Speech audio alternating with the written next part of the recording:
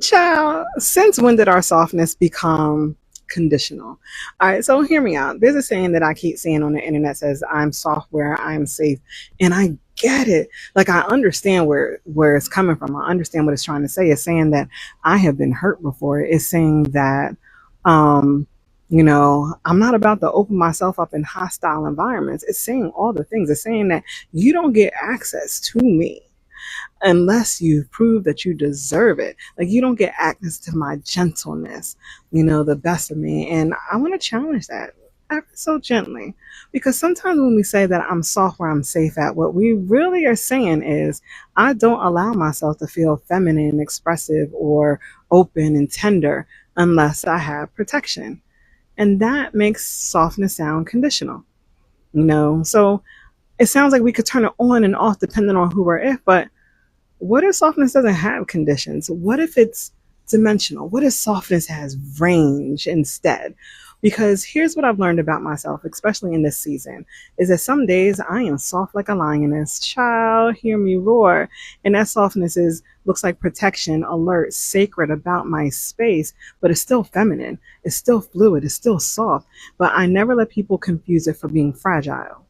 Other days I am soft like the carefree wind, and that's that playfulness, that laughing too loud, dancing in my kitchen to earth, wind, and fire. It's completely unbothered, flowing, and not gripping too tight to outcomes.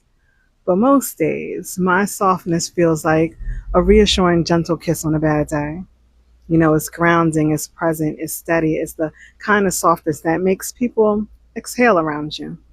And the part that we don't talk about enough is the version that you get, the version of the softness that you get to experience really depends on how you treat me. If you handle me with care, then guess what? You get warmth, you get respect, you get nurture. But if you mishandle me, child, you get to meet the lioness. But understand this, I am always soft. My boundaries are soft. Even my no is soft. And my decision to walk away is absolutely soft. Because softness to me doesn't mean submission. Softness to me is emotional intelligence in motion. Softness is that self awareness without self abandonment. And unfortunately, as Black women, we are always taught that we have to be, in order to be strong, we got to be hard. We're taught that gentleness has to be earned, and that tenderness makes us vulnerable, and softness makes us easy to discard. So we armor up. We perform hardness so that nobody mistakes us for weak, and but what if the most powerful thing that we could do is just redefine softness on our own terms? What if softness is sovereignty? What if softness is knowing when to roar and when to rest? What if softness is being so rooted in yourself that you don't need to harden up to survive in every room? So yeah, I say this. I'm not soft because you make me feel safe. I'm soft because I know who I am.